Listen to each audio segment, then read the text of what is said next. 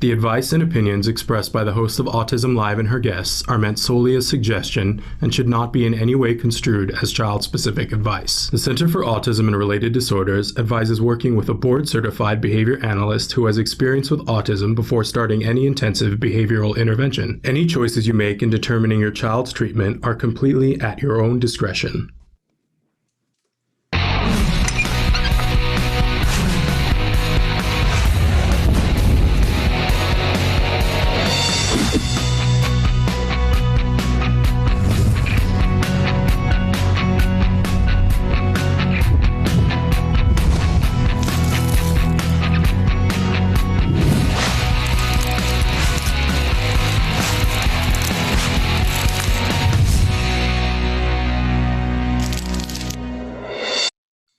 Good morning and welcome to Autism Live. I'm Shannon Penrod and we are coming to you live from various different places around Los Angeles this morning. Special show today, a little bit different format. We're not gonna start with the jargon. We're gonna do the jargon later on today because we have a guest that we need to get to almost immediately because her time is precious and valuable and she's got other places to be. So I just want to remind you that this show is interactive. We hope that you will participate, especially in today's conversation, because we're going to be talking about some stuff that at some point I imagine is going to get hard for some or all of us. And that's just what we're here for today, right? Want to encourage you to write in all the different ways that you want to participate. We are live right now on YouTube, Periscope. We are live on Twitter, and we're live on Facebook.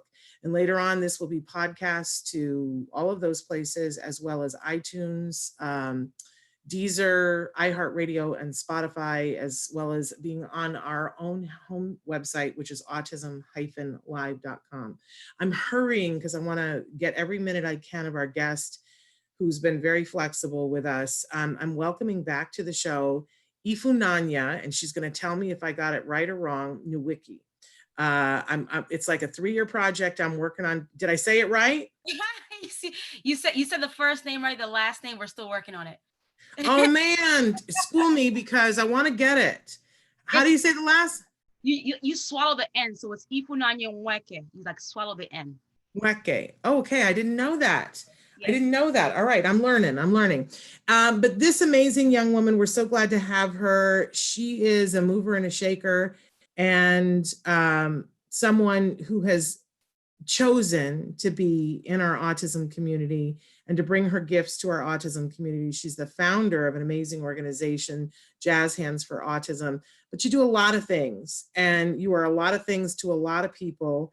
And I'm so grateful to have you in my life because of the work that you do, and I mean that sincerely.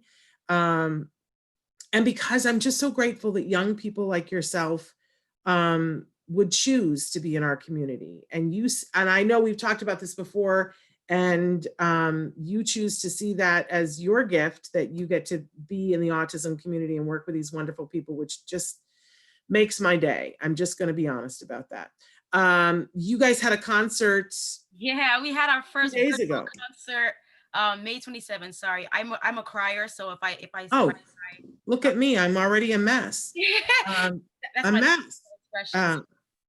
We had our first virtual concert May 27th, and to this day I'm just like, wow, I can't believe it actually happened. And for many reasons. The first reason is just going from being fully in person to moving all of our classes online. And then producing a concert, an online concert, it was an undertaking. And, I just want to just give, just big props and big shout outs to our musicians who are just so flexible.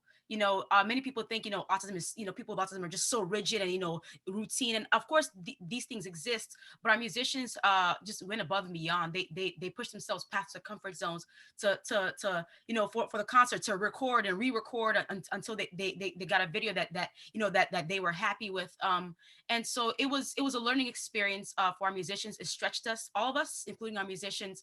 And ultimately the result was wonderful. So I'm so grateful for our musicians, persistence and resilience. I'm so grateful for our team. We have a really wonderful team at Jazz Hands that really supported and, supported our musicians in putting that together, and also just putting the whole project together. So yeah, we're very excited. And now our musicians can say, I'm a digital musician. I not only am I an in-person musician, but I'm a digital musician. So now they can put that on their resume, that they know how to create videos from home and have it be professional videos. So it was a growing and learning experience for everybody. So I'm just very grateful that we were able to do it. We have another one coming in November. The date is still to be determined, but we'll be I'll be announcing that once we have more information. And if people want to get more information about Jazz Hands for Autism and the classes that you're doing online now, where should they go? They can just visit our website, which is www.jazzhandsforautism.org.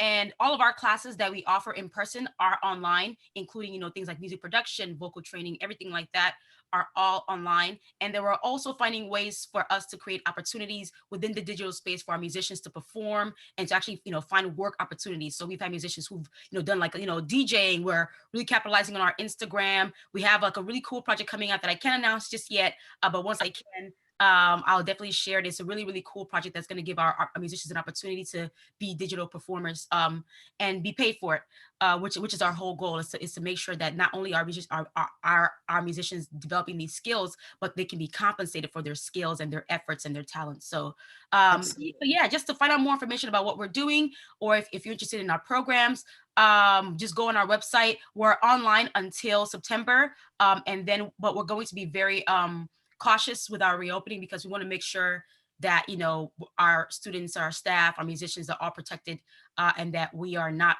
creating a situation where people can get infected. I appreciate that.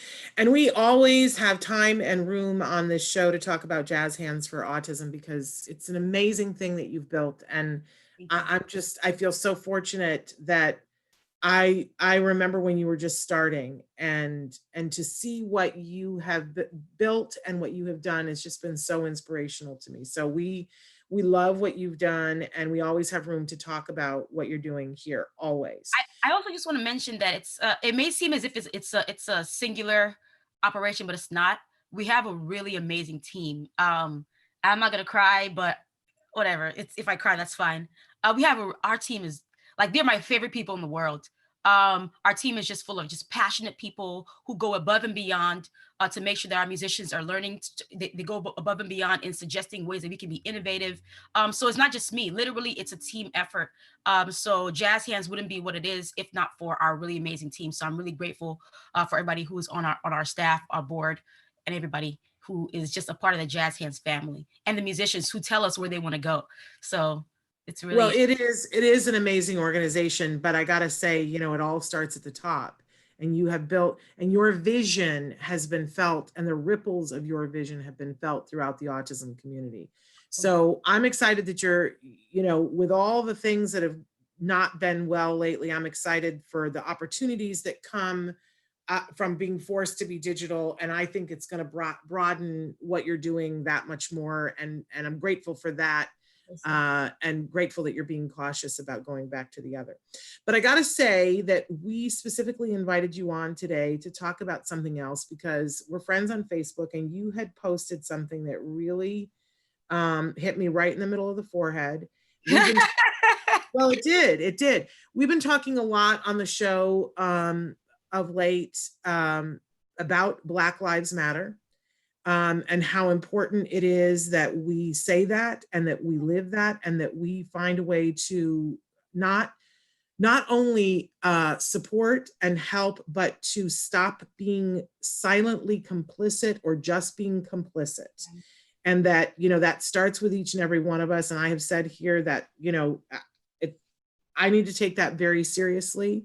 And that I feel like, as members of the autism community, and as parents and individuals in the autism community, that we need to be taking that very seriously. And you said something on your post. You said, who's ready to talk about and I don't want to put words in your mouth, and maybe you remember exactly what you said, but you said something about, do you want to say what you said? Do you have it there in front of you? I'm pulling it up because I forgot, but I have it on my Instagram somewhere.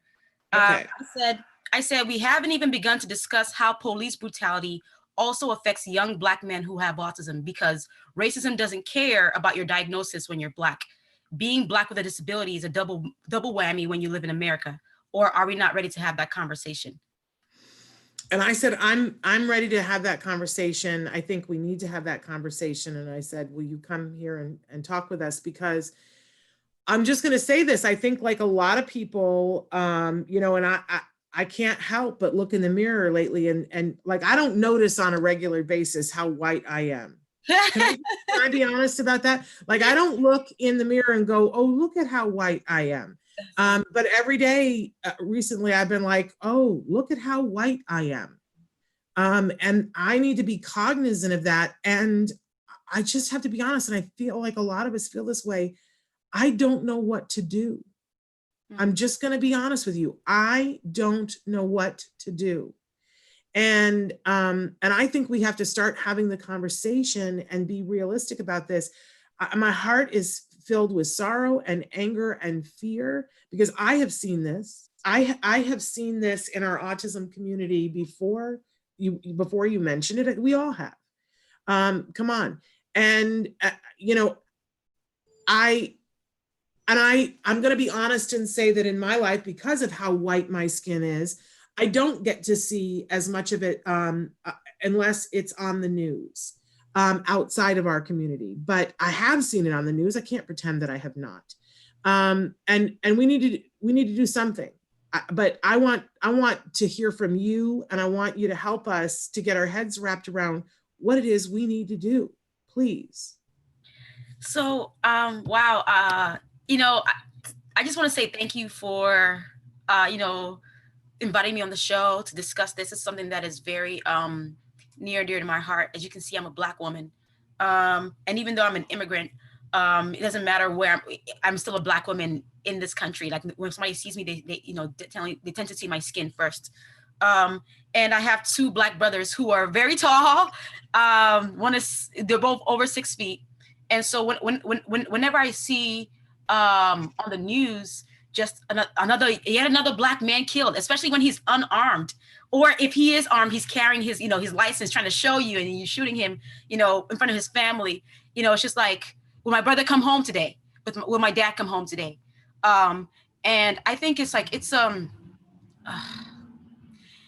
very, very emotional topic, and I'll just start with that, and then I'll address what I think, you know, white people can do to be an ally and to be a part of, you know, dismantling the systematic oppression and systematic racism that exists in this country.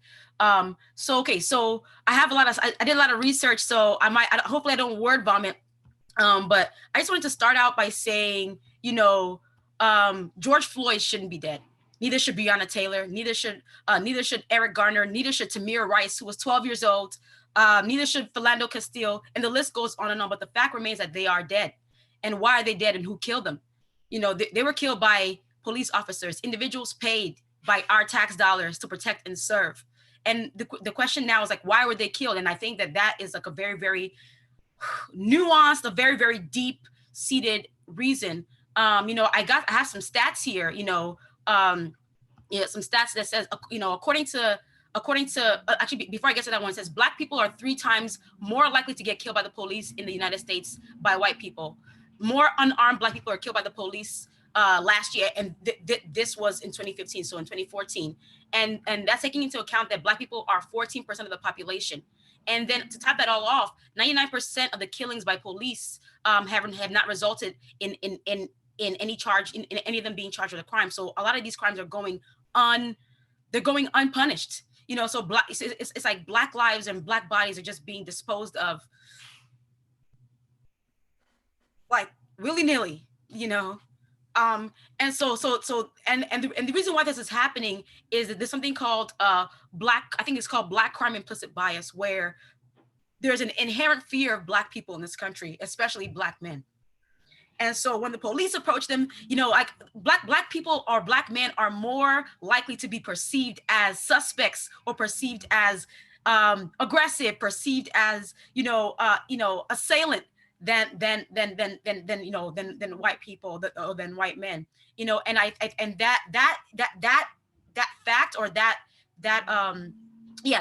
fact, and that the probability of that is very, very deep. I can't get into that because we're going to be here for 5 hours, Right. Right. but the fact remains is that everybody has implicit biases, and anybody that says that they don't is lying. And in this country, because race is it's such a racially charged country, there's a lot of implicit racial bias, and a lot of that is at the expense of Black people, especially Black men. And so like when police approach a situation, they shoot first before asking any questions. So now just imagine, when it's a young Black man who has autism, because, and then if you look at the features of autism, there's challenges in communication, and sometimes these difficulties in communication can manifest in some aggression if they feel misunderstood, or if they feel a sensory overload, or they're stimming, and there's difficulty understanding social situations and multi-step directives. So if a police sees a young man and says, who has autism, and says, oh, do X, Y, and Z, and he doesn't understand, and then they shoot, like, there's a heightened danger for young Black men who have autism in this country as it relates to police brutality. Because George Floyd, he could say I can't breathe, and they still didn't care. They still didn't care about whether or not he can breathe. For 8 minutes and 46 seconds, he knelt on his neck. I know. Even though he said he can't breathe, he said, you're killing me. And he can talk. He was able to communicate how he was feeling. Now imagine that's a young Black man who has autism that's nonverbal. Imagine that. So what do? And like, I've read so many stories of like Black mothers who are young with Black children who have autism, who are just terrified. They're terrified because how do you, even after you explain to your child, if you see a police officer, you do X, Y, and Z. Most Black men have gotten that talk from their parents. But yeah, it doesn't stop the fact that these things keep happening. So I think the onus is not on the Black mothers, it's not on the young Black men who have autism. It's on the system, and so we have to find ways to change the system. And I know there's trainings already that exist, for autism and police officers and things like that. But do those trainings also include implicit bias training? How much training are people getting to explore their implicit bias? Like, I have implicit bias, you have implicit bias, we all have biases about things. And it's until we confront those biases and see how they inform our actions, that we can make a different decision when we are faced with an object or something or stimulus that causes our biases to arise. And so I think a lot of people just don't want to admit that racism exists.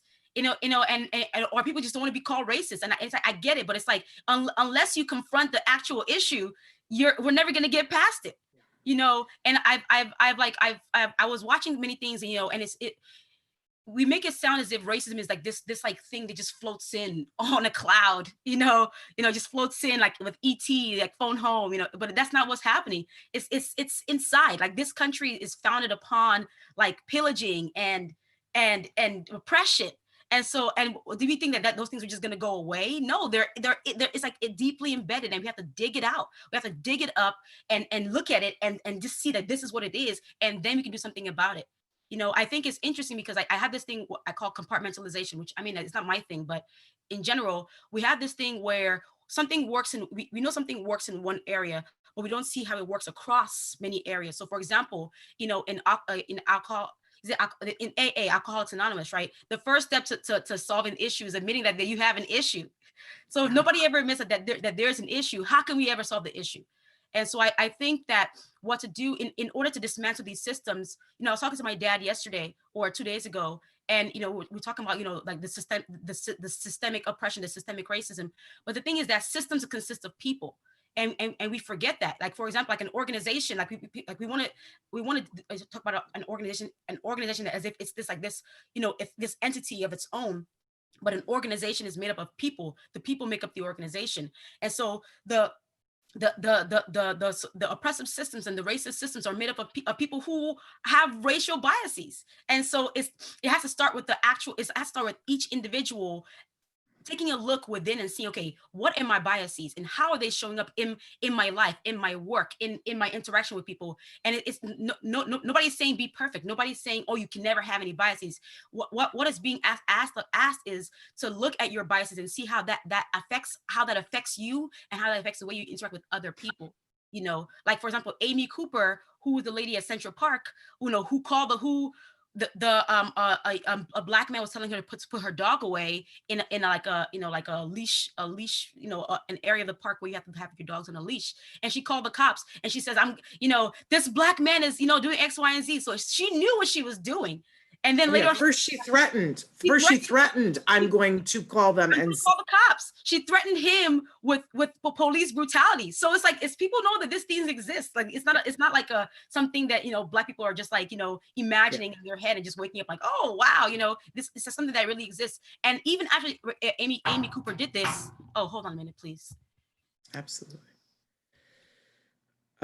And we've had a couple of comments that have come in too that I want to address before we get too far. Do you need to take that? Yeah, let's take that. Let's take that. Okay, so, and it was sort of at the beginning when you were talking and somebody wrote in, and I think your question was probably answered, but I do want to address it. Somebody said, is this about autism? And I want to make sure that everybody realizes that it absolutely is about autism, because this is the world in which we are giving our children and asking the world to take them in and for them to take the world in. So on a very basic level, whatever the world is struggling with, our kids are going to struggle with times 8, maybe times 100, depending on, what the difficulty is and what our child's abilities are, or what our abilities are, for those of you who are watching who are on the spectrum. So it absolutely is about autism. And we don't have to go far to see exactly what Ifunanya is talking about. I mean, we covered extensively the situation of the autism therapist who was working with a person with autism in the parking lot, and despite identifying himself as someone who was working with a child, ended up being shot by the police, although he was completely unarmed. We don't have to go far to look for these examples and see that this is happening to individuals who are on the autism spectrum and they don't have the ability to communicate. Right. And I also, but I also want to point out, somebody else wrote in and said that I have to say that discrimination doesn't affect only African-American people. It happens daily in different ways to Spanish people as well. And they are not the only ones. Let's be very honest that there are different groups that have been oppressed in lots of different ways. Nobody is trying to minimize that. And I want to make sure that everybody understands that that's not what's happening here. But we have a horrible epidemic of individuals who are and whatever words you want to use, they used African-American, whether you want to say Black, African-American, whether you want to say that it's people of color or brown or whatever. We are seeing that the police, as you've said, that there are biases, that when the situation starts, before anything else happens, in ABA parlance, we have establishing operations that are affecting what happens. And that you can talk about everything else that's happening, but that thing is there first before anyone does anything. And that's what we have to acknowledge and what we have to work on as individuals. I agree. And the thing is that, so I actually have a couple more stats. So yeah, go for it. Advocacy group Autism Unites, people with autism spectrum disorders are 7 times more likely to interact with police over their lifetime compared with people without a cognitive disorder, right? And then I have a quote from a mother of a young Black man who has autism. And she says, he's Black, male, and autistic, she says. I never know if he'll be accosted. You ask questions later and you shoot first. It's happened too many times all over this nation. And so the question is it about autism? Yes, I mean, yes, it is, because there are young Black men who have autism. And if these implicit biases exist within the police officers who are going to be approaching them, then that is the first way that they're interacting, is the color of their skin. And then questions are asked later. If they see a young Black man who maybe can't necessarily communicate, maybe he's nonverbal, maybe he's stimming, or maybe he's overstimulated and something is happening, and maybe he's flapping his arms, and the police officers don't know what's going on. if they have that implicit racial bias, they're going to approach that situation as, oh, this man is likely, an assailant. He's likely a suspect of something, as opposed to he's a victim or he's having a hard time. And so I think it's important that we look at it that way. I'm not saying that Black people are the only people that have been oppressed, or that have been that are discriminated against. That's not what I'm saying. What I'm saying is that I'm focusing right now on Black people, but that's not excluding everybody else on other groups who have been oppressed or discriminated against. But I am focusing on specifically right now on young Black men who have autism. Yes, and that is a reality. Yeah. That is an absolute reality, and we as a community have a responsibility to talk about this. It gets sticky, it gets uncomfortable. I like, it's not how we want to spend our Tuesday morning. It's not how anybody wants to spend our Tuesday morning. But one of the things that was most emotional to me is the picture of the mom on the street corner handing the sign saying, when George Floyd called out for his mom, he was calling to every single mom that there is.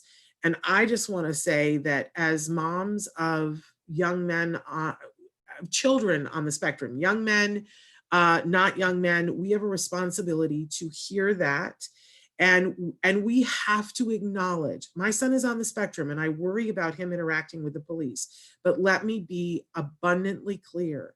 I know that my son can walk down the street, and if he were stopped by the police, it would be a different interaction than if my son were Black.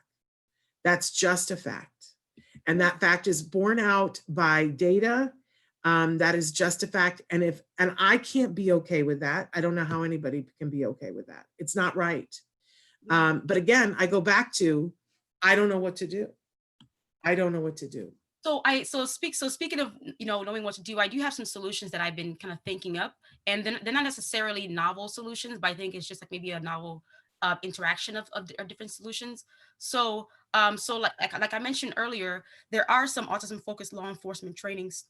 But I'm curious to know if any of these trainings also take into account implicit bias training. I think that could be one way that we infuse that, right? There's also this big move to defund the police, and I think it's a very misunderstood move.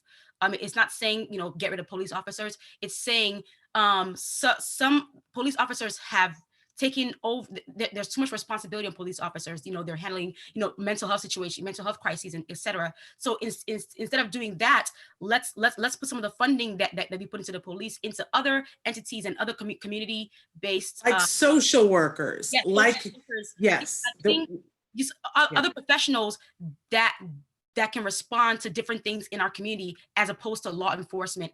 And just to add one more stat, right? So there's an article that I read. Former police officer Seth Stoughton, he's now a professor at the University of South Carolina. Police, like the way that police are trained, there's 60 hours of use of deadly force in police training, right? And then just over 60 hours of self-defense. However, there are only 8 hours of training of de-escalation and resolution training in police training. yeah. So a bulk of the time is spent on training police officers how to be, essentially just militarizing police officers, how to protect themselves and how to use deadly force. Although their slogan is to protect and serve. So if all you're worried about is just protecting yourself and use of deadly force, then at what point are you worried about protecting whoever you're attending to? So I think that we need to find ways to reform the police training. There needs to be a lot more focus on de-escalation, and that de-escalation is not going to just work for the autism community, but just across the board.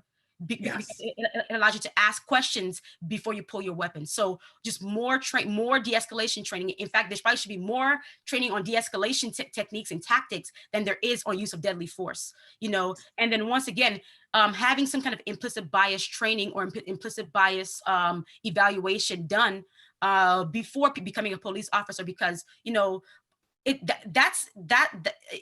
the same way that, of course, it's not necessarily all the way parallel, but in the same way that doctors spent almost a decade learning their how to do their job, because it's a life or death situation. Police officers are also in a life or death situation type of job, and so there needs to be a lot more time, a lot more training, a lot more weeding out of people, and it needs to be a lot harder to become a cop.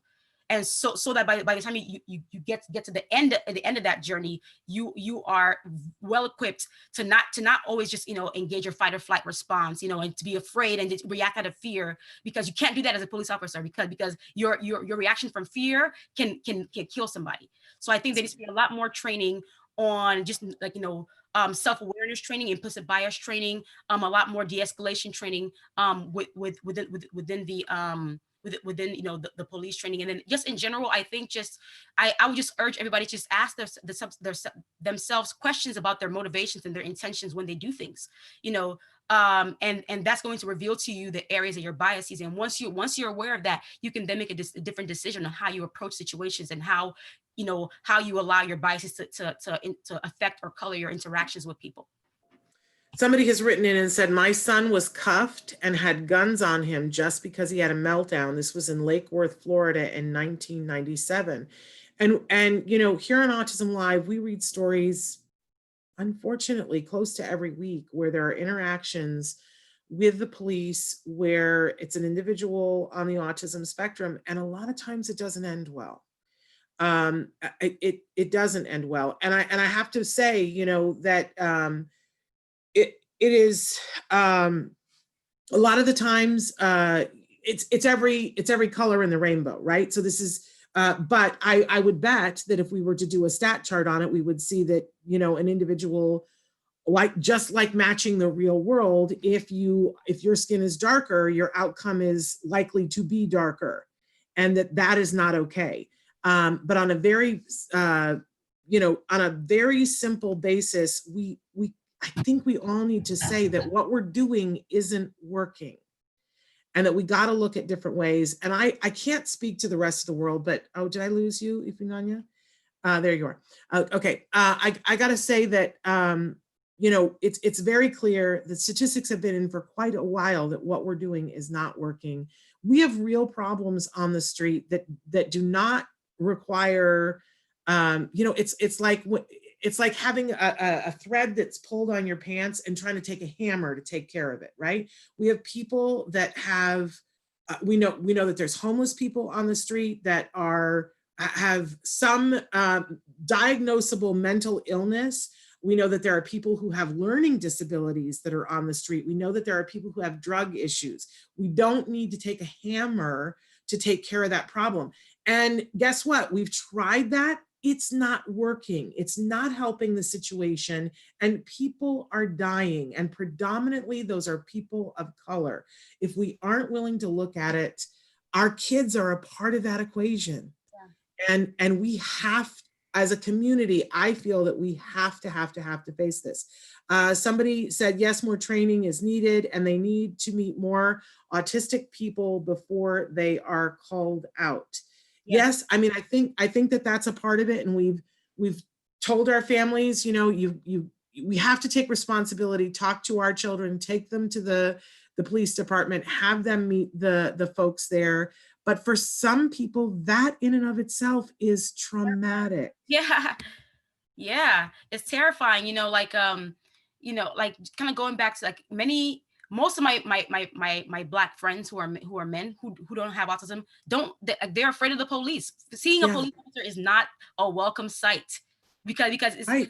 Because there's profiling, there's this and there's that, and so taking your child to a police station it's terrifying. But once again, I think it's important to say that I think parents should train, do their best, to prepare their children who have autism, with, encounters with the police, using social stories and things like that. Visuals are really helpful, which I'm sure you guys already know. But I think it's important to mention that the onus is not on the families. That's right. It's not on the families. It's not on the individual, who has autism. It's on the individuals who are in the system. It's on the police officers. It's on the system to change. The system has to change. Not the individual shouldn't change because our tax dollars are funding the system. So it's like we're paying for this. So the system should change. We shouldn't change, you know.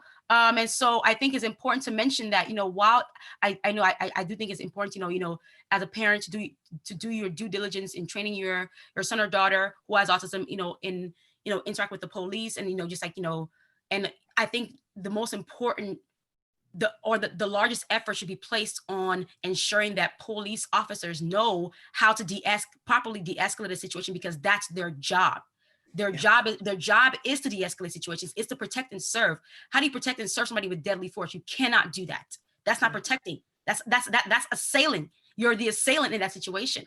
So I think it's important that you know, police officers are taught how to properly de-escalate a situation and to have training that spans across many different intersectionalities, not just race, but also ability/disability, and etc. You know, they need to have experience and training on how to de-escalate a situation that involves a person with you know, that's having a mental health challenge, or better yet, let's just get somebody else who's better tasked at that instead of having the police officer come and do that. Yes. Yes. We have other people who are better trained for that. And I think, you know, that is the part of the argument that isn't, people are trying to highlight it, but it seems to be lost in words are so important, and words matter, and across the board. And a lot of people are misunderstanding when they say defund the police, that the fear that I'm hearing from people about lawlessness and that the police will be gone, that's not what anybody is saying. The suggestion is that we better serve the population that we have, and that we not use a hammer when we need a thread and needle. Right. And that we all need to get better training. I do agree with you that I'm always trying to give parents something that they can hold on to, that they can do, but that hasn't worked. Like, we've been telling parents for 8 years, you know, take your kids to the police department, teach your kids, show them, you know, it hasn't worked in terms of it's not changing on the other side. And I don't think anything is going to change unless enough of us say enough. Right, exactly. So yeah, like, yeah. So I think, you know, like for parents, you know, using social stories, you know, if you want to do something at home, using some kind of social story, I do think it's important to talk to your kids about race, whether or not you think that they are able to, you know, fully comprehend that in that moment. But I think it's important for them to understand that, understand how, you know, like the social landscape, because that is a part of social skills. But I think that once again, you know, as you do your part as a parent, I just want to make it clear that the onus is on law enforcement to respond appropriately and respond better, to learn how to de-escalate, increase the de-escalation training, and, you know, add a very, very large serving of implicit bias training and implicit bias evaluation. Those things are very, very important in making sure that the system actually changes. Because if we don't do any of these things, the system will remain the same and will continue to have the same outcomes.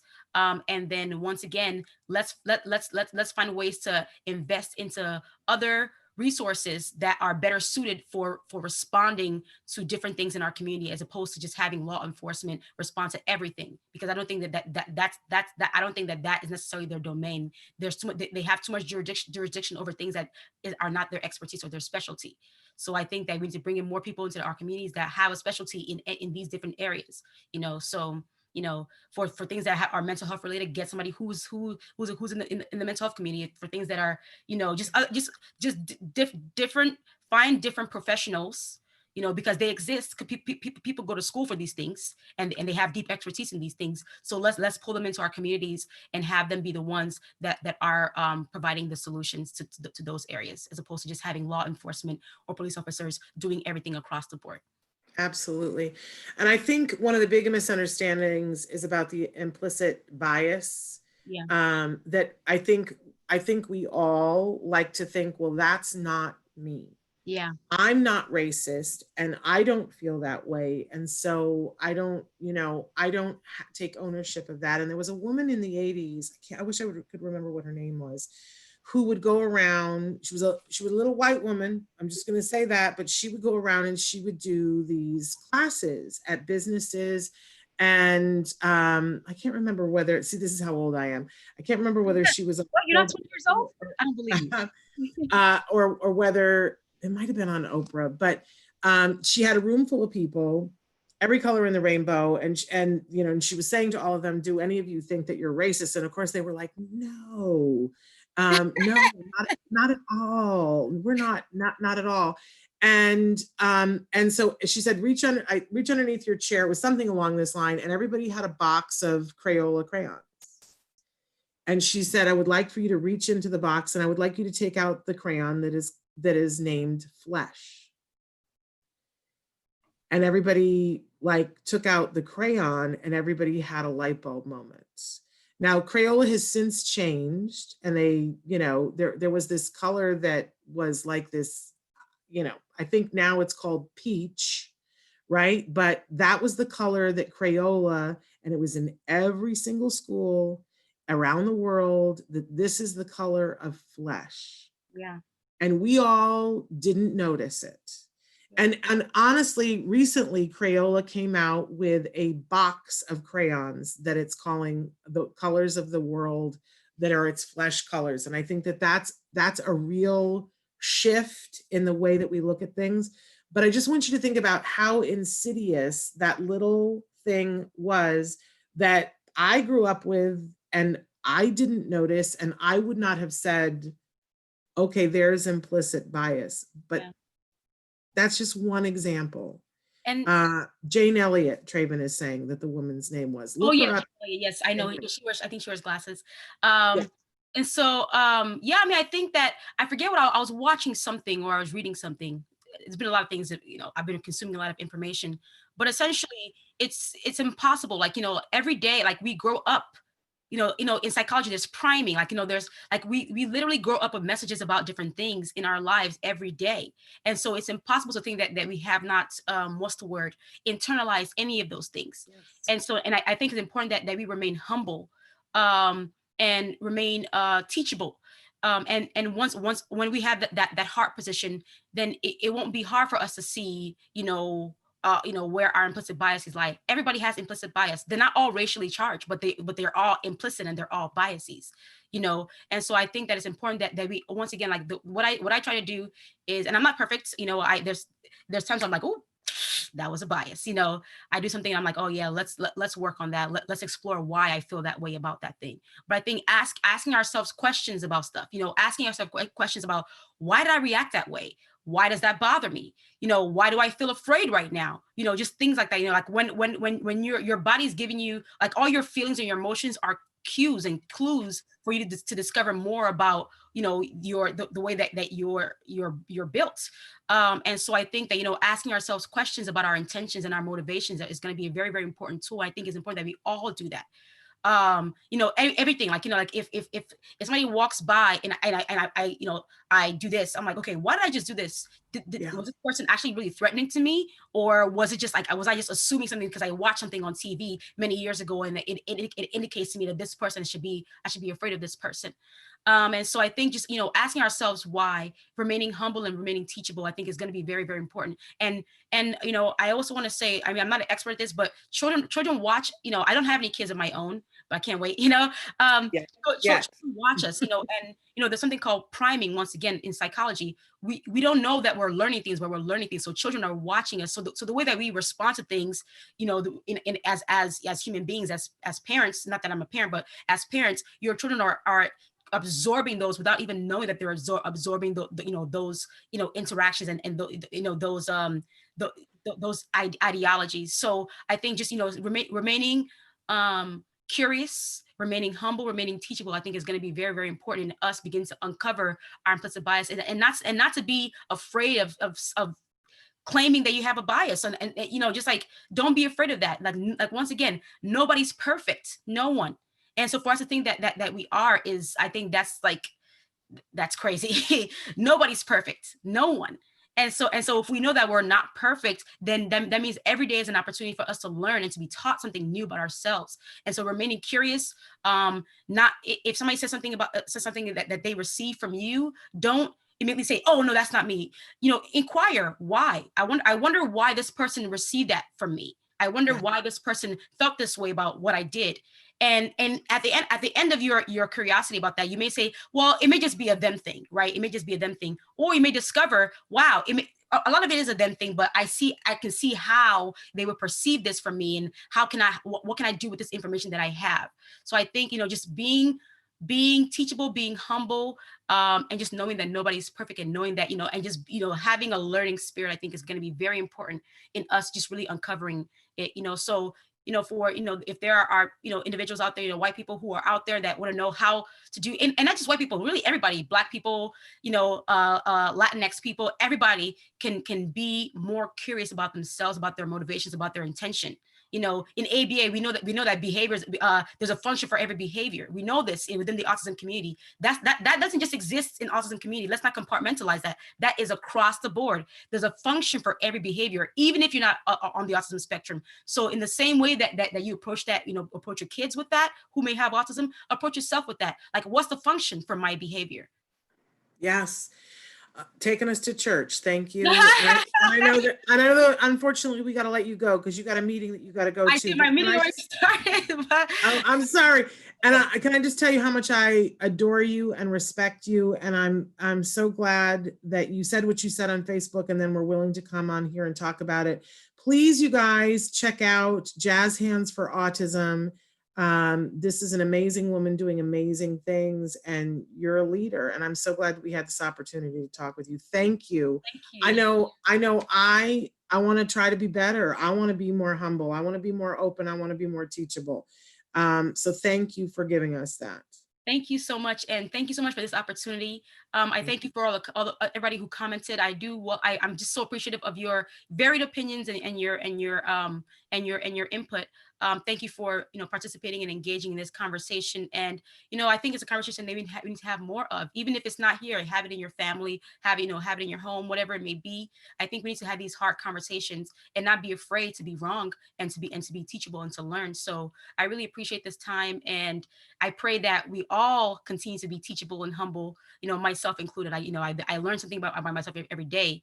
And so I pray that we all have that experience of learning something new about ourselves every day, in ways that we can improve and move forward better and more improved. So I really appreciate this time, and, many blessings. And As well. I pray that, our country sees, more progress, more humility, and just more equity and equality for everybody. Amen. Thank you so much. You have a great day. Okay. We'll be in touch soon. Thank you. Bye.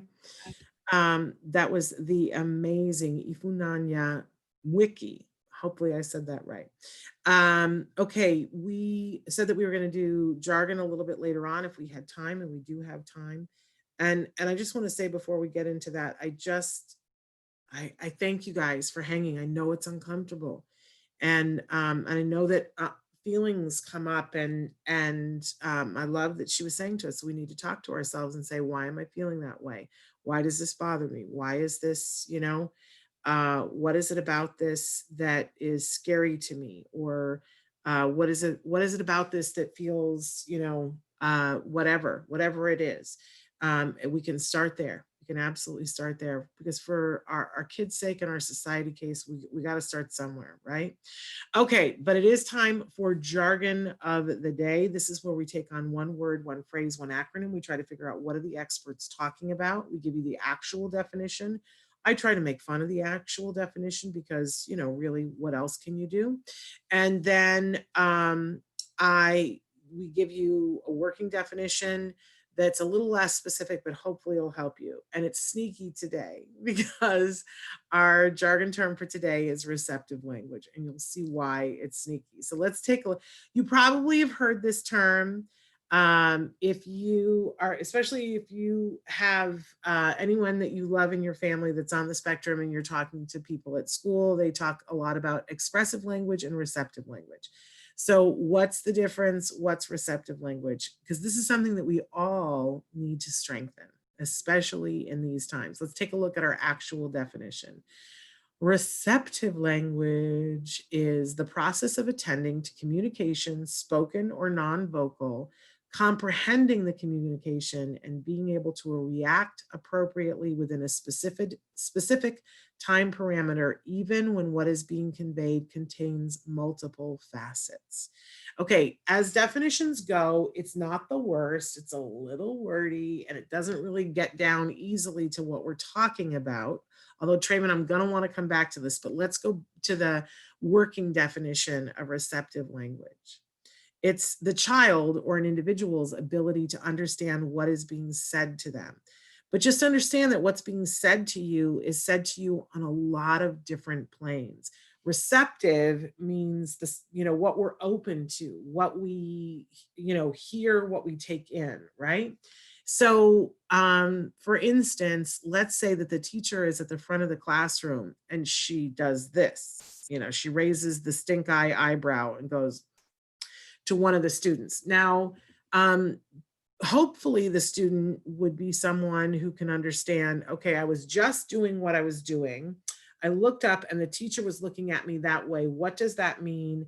That means that she's unhappy with what I'm doing and I should stop. Right? But not every child, not every individual will be able to read the facial expressions to understand what's going on. But that is a part of receptive language. If the teacher points at the person and goes like that, understanding, I'm talking to you and I want you to go over there and I'm not happy because I could have been like, pointing at you and going like that, right? But I didn't. I pointed and I went, right? And my face was doing something and all together, I was sending I'm disapproving of what you're doing and you better get over there because I'm not happy, right? That's receptive language too, just as clearly as if I said to somebody, stop what you're doing and get over there, right? So receptive language is the ability to listen with all of your senses and to take in information in a time parameter in which you can react that we're going to call an appropriate, I don't want to say normal because there's nothing normal about it, but an appropriate amount of time. So what we see sometimes is that some kiddos have receptive language that they can take it in, but it's like on a tape delay. So the teacher will go, right? And the student doesn't go immediately. They got to think it through and they're like, okay, was she pointing at me? What is it that she wants me to do? Why is her face that way? And the time that it amounts to them figuring it out, the teacher already wanted it to happen. So now the situation escalates. You see what I'm saying? Because the teacher is like, now you're being disobedient too. So for those kiddos, we just want to sharpen up the amount of time that it takes for them to process, right? But there are other kiddos that receptive language is not their strong suit. And it might be that they take in the vocal instructions and they hear it and they react well, or it could be that they don't respond to vocal instructions, right? That it's better to hold up a picture, that their body processes that quicker. There are some kids that are not good at facial expressions, right?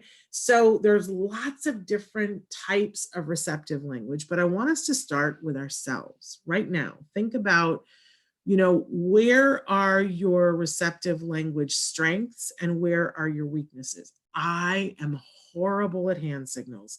Oh my gosh, it gives me so much anxiety when I pull up to a traffic stop and there is somebody who's directing traffic, whether it's in a parking lot of a baseball stadium and it's like a person who's had 2 days training, or whether it's like, there's really amazing traffic cops that have the whistles and they do whatever.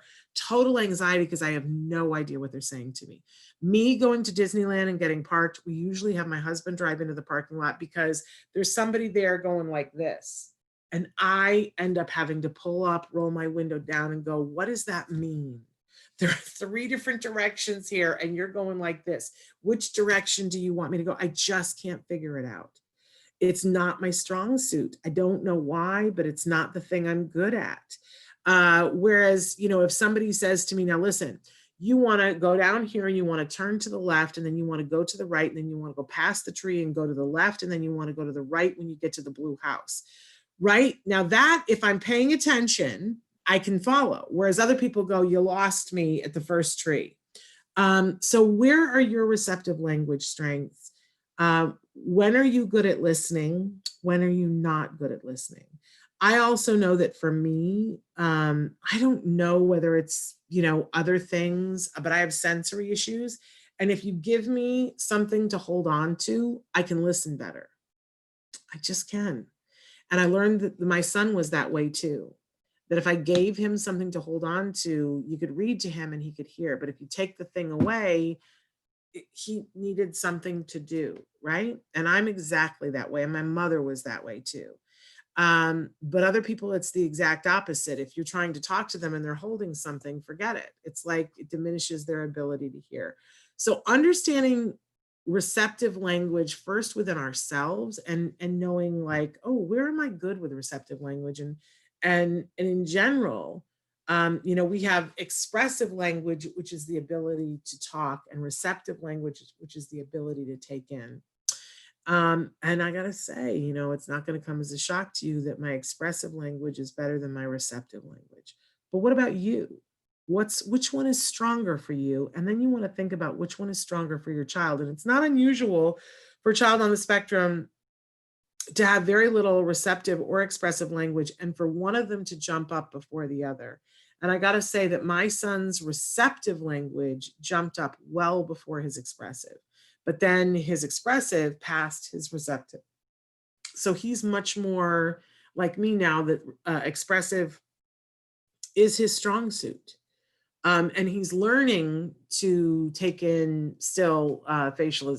Look, I'm learning to take in facial expressions and to imply from them, after looking at the whole situation, what they might mean.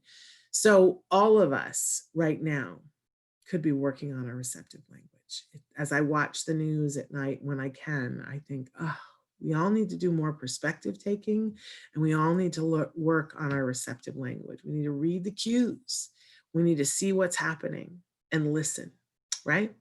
Okay, moving on. We always have a question of the day, and our question for you today is, what is your favorite sound?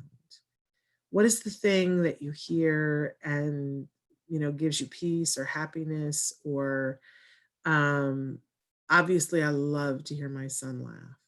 Oh my gosh, there's just really nothing better than that, right? And I would tell you that one of my son's favorite sounds is when I laugh so hard that I can't breathe. He loves that, I know, because it's just he's doing that thing.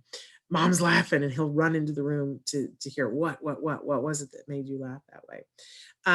But I also, there are certain guitar sounds that I just absolutely love. Different musical instruments that I love, and some that I don't love that aren't my favorite. But what's your favorite sound? We all need to be taking care of ourselves, even though, we've talked about so much that's anxiety provoking. Everybody needs to be soothing ourselves in ways that are positive, and sound is really a great way. I urge you guys to listen to some music today. And our topic this week on the show here is, what are you focused on? Now, today we took some time and we focused on something that I think needs to be focused on, that we have a responsibility, especially in the autism community, to focus on this and to be a part of the solution. And to be mindful that we are a part of this and that we need to find the solution. I think that that's super important, and you can disagree with me, right? But what are we focused on in general? And I gotta say, the reason why I think it's important to us is that if we are not inclusive as a community, if we are not about justice and about justice for all, if we do not say to the world, it is important to look at more than the color of someone's skin, the more important to look at someone for more than just their outward ability, then it will be to the detriment of our community. It will absolutely be to the detriment of our community. We have an opportunity, we have a voice, we need to speak up for our community. And our community is hurting. Let's be honest. So, you know, I want you to consider what you're focusing on right now. I hope that there's something positive that you have going on, that's something in the future. You know, I shared many weeks ago. I showed you guys like you can garden in your windowsill. And then eventually I went out and dug up a part of our lawn and said, I have to plant something.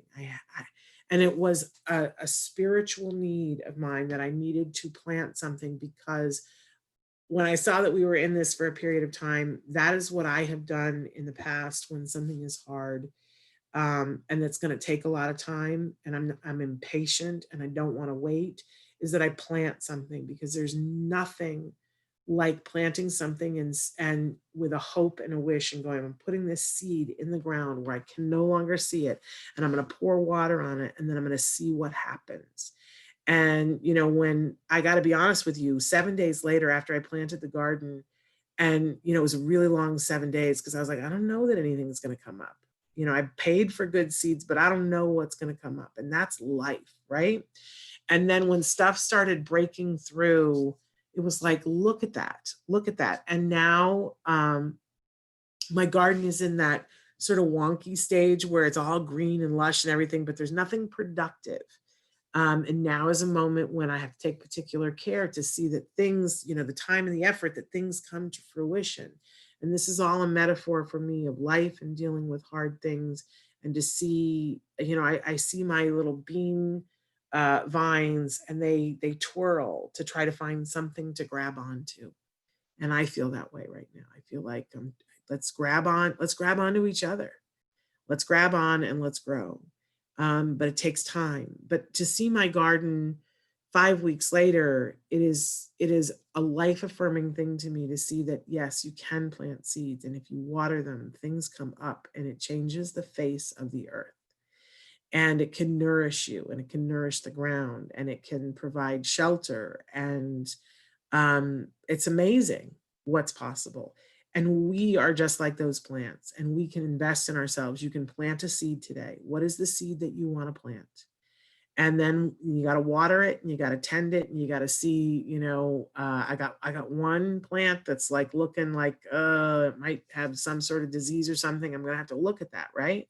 But let's do something positive today. Be nice to yourselves, be nice to each other. We're going to be back tomorrow. And hey, tomorrow we have Dr. Doreen Grampiche back, and that's going to be wonderful. We haven't had her for weeks, and you guys can be writing in your questions right now for her. It's going to be a great week. I didn't say this, maybe I did say this before, that on Thursday, we're going to replay the Temple Grandin episode that we did a week ago with Temple, where she was talking about finding and feeding our kids' passions. We're going to replay that episode on Thursday. And on Friday, we're going to replay last Friday's Let's Talk Autism with Shannon and Nancy, with myself, Nancy Oswald Jackson, and Matt and Nava Paskowitz Asner. We're going to replay that. And I'm taking a couple of days off. I know it's just not like me in this, but I need to be helping to put together the memorial for Joanne Lara, which we're going to tell you more about, because we're going to be hosting it. And it's a week from Saturday. And so I need to put together some things, and I need some time to do that. You know what I'm saying? But we're going to be back strong next week, all week. And I just appreciate you guys so much. I know it's a tough time, but I appreciate you being here with me. We hold hands. We get through this together. Yeah. I will see you tomorrow with Dr. Grampiche. Keep the good thought. Give your kiddos a hug from me, and one for you too. Bye-bye for now.